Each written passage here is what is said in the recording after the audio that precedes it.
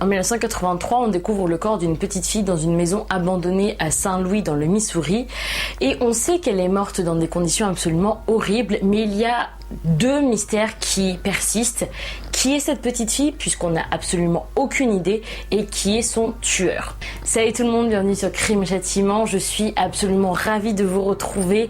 Mille merci pour les 2000 abonnés, vous me faites super plaisir, ça me touche énormément que vous aimez toujours autant mes vidéos. Bienvenue à tous les nouveaux, bienvenue sur cette chaîne, merci de vous être arrêtés.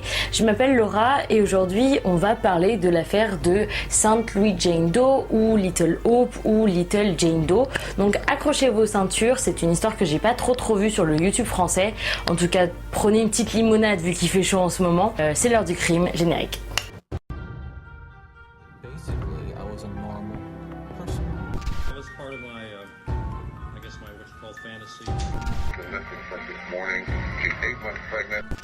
My gun was under the seat.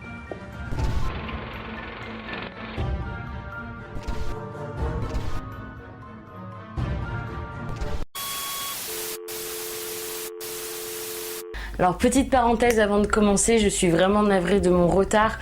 Je l'ai déjà dit dans les précédentes vidéos, mais cet été je taffe un petit peu puisque je passe mon concours en septembre. Donc j'essaye de vous faire les vidéos le plus possible cet été, mais malheureusement il va y avoir quelques petits moments de flottement. En tout cas j'espère que vous allez aimer cette histoire. C'est une histoire qui me tenait un peu à cœur parce que j'en ai pas trop entendu parler et pourtant elle est super bizarre quand même. Mais avant de toute chose, qu'est-ce que c'est Jane Doe? Puisque le nom de cette affaire c'est St. Louis Jane Doe. En fait Jane Doe c'est le féminin de John Doe, c'est des noms qu'on va donner aux personnes non identifiées. C'est l'équivalent en France de Monsieur X ou Monsieur Dupont par exemple. Et du coup pour caractériser cette petite fille, puisque bien entendu et malheureusement il y a pas mal de personnes soit disparues soit identifiées tous les jours aux États-Unis, vu qu'on se passe aux États-Unis, on va l'appeler St. Louis Jane Doe pour vraiment y faire référence. Tout commence le 28 février 1983. On est au 5635 Clements Avenue à Saint-Louis, dans le Missouri, dans une maison victorienne abandonnée. Et en fait, ça va être deux hommes qui vont trouver le corps de Jane Doe. Alors, dès le début, il y a des petites différences d'interprétation. Soit c'était des pillards qui cherchaient des petits trucs à voler, soit c'était deux hommes qui cherchaient du matériel pour réparer leur voiture en panne, notamment une clé à pipe. Donc ils regardent un petit peu la maison, ils se promènent on va dire, il y a vraiment rien, les volets sont fermés, c'est très sombre, la maison est complètement vide et ils se dirigent vers le sous-sol.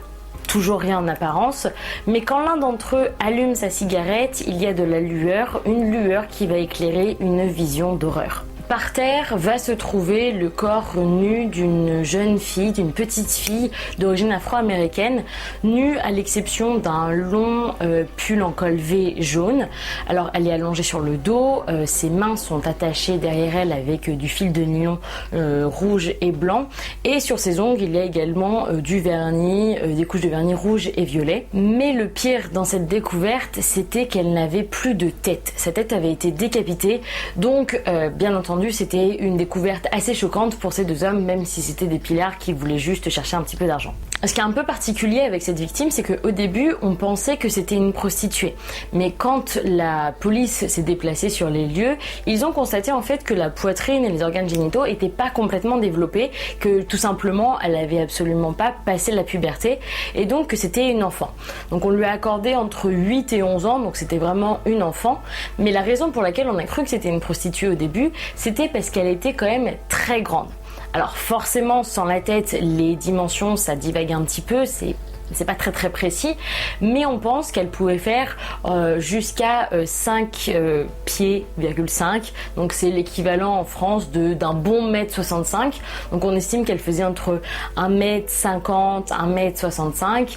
Lors des premières enquêtes, on a conclu que Little Jane Doe avait été étranglée. Donc on suppose que la décapitation a été faite post-mortem, mais dans tous les cas, on est quasiment certain qu'elle n'a pas été tuée sur place. Il n'y avait pas de sang sur son corps, il n'y en avait pas sur son pull, même si le pull était un petit peu sale, on ne savait pas trop si c'était du sang ou non. Et surtout, il n'y avait pas de sang sur la scène de crime. Alors j'ai appris un truc assez intéressant, c'est que le luminosité luminol a été synthétisé en 1934. Vous savez, la petite lampe bleue qu'on met pour savoir si il y a eu du sang qui a été nettoyé ou pas. Alors je ne sais pas si le Missouri à cette époque maîtrisait bien ces techniques-là, mais en tout cas la police a été plutôt... c'est quoi le mot ? Sûre d'elle, dans le sens où l'enfant n'avait pas été tué sur place et du coup qu'elle avait été drainée de son sang et qu'on lui avait ôté la tête autre part. Sûrement d'ailleurs avec un couteau à découper, mais ça on ne sait pas trop. Selon l'autopsie toujours, son estomac était vide au moment de sa mort et on a fait un petit test de moisissure pour déterminer le moment de sa mort. Alors ça, c'était également une découverte pour moi parce que je ne savais pas qu'avec un test de moisissure, on pouvait déterminer cela. Mais du coup, on a déterminé qu'elle est morte 5 jours à peu près avant la découverte du corps, soit le 23 février 1983.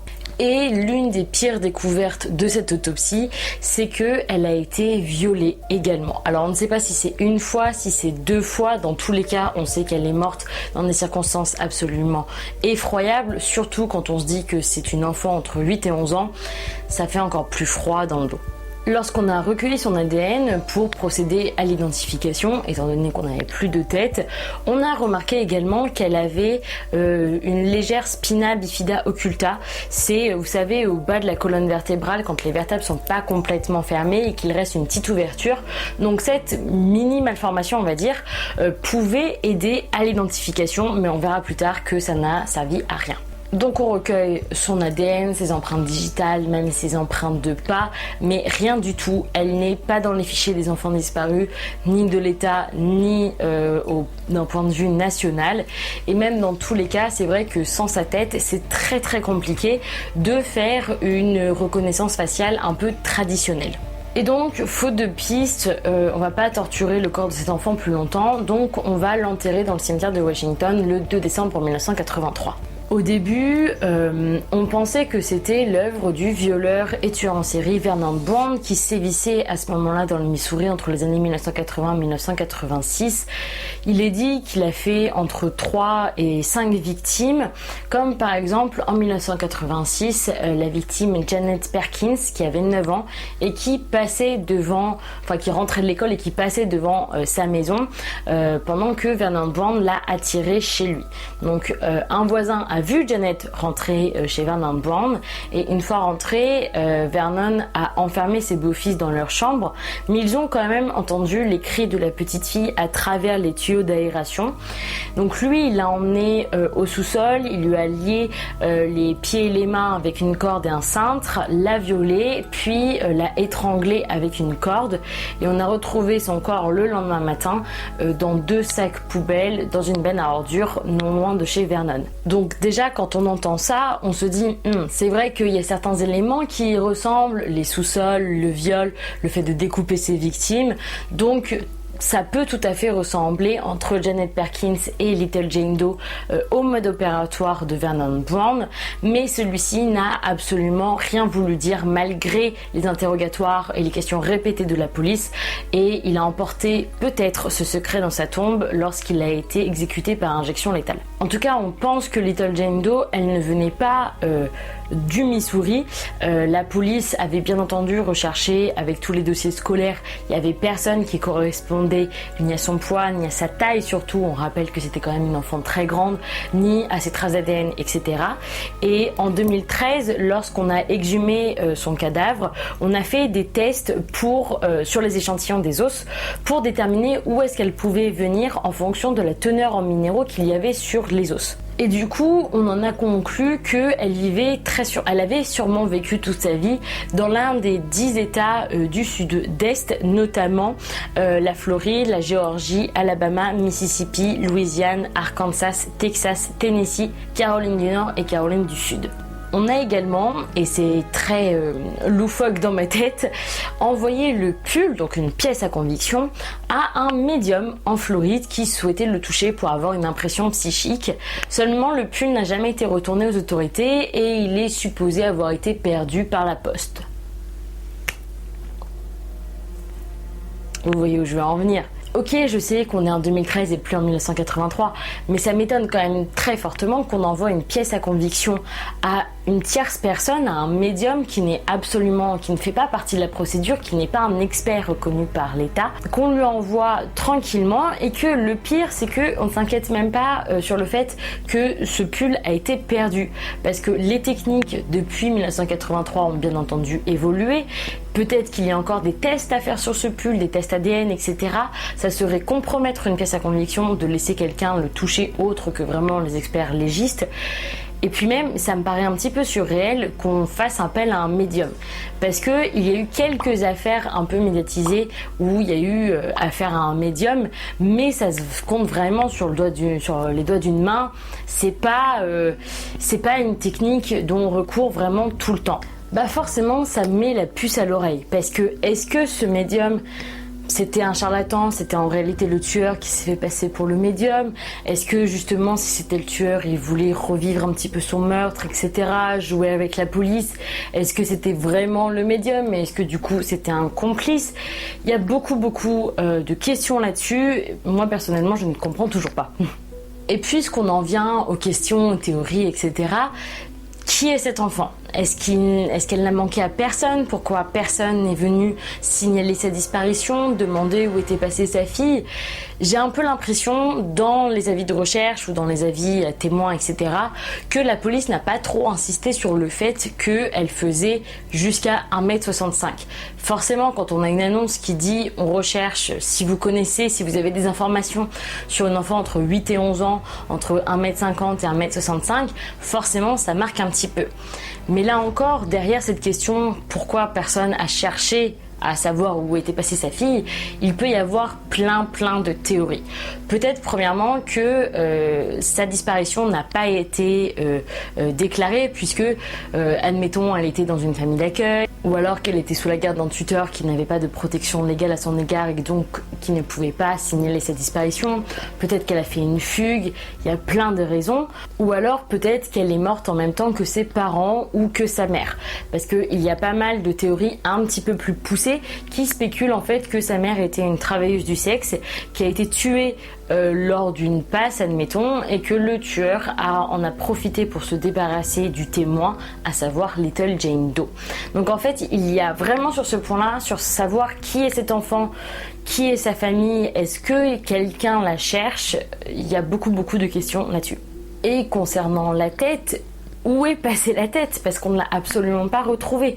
Est-ce que cette jeune fille a été décapitée parce que elle avait un signe reconnaissable sur son visage, des taches de rousseur, une cicatrice, une tache de naissance, des yeux verrons, que sais-je? Peut-être que c'est ça, ou peut-être parce que le tueur, c'était une sorte de trophée, qu'il voulait absolument avoir sa tête. Est-ce que c'était un signe de revanche, de remords? On ne sait pas trop.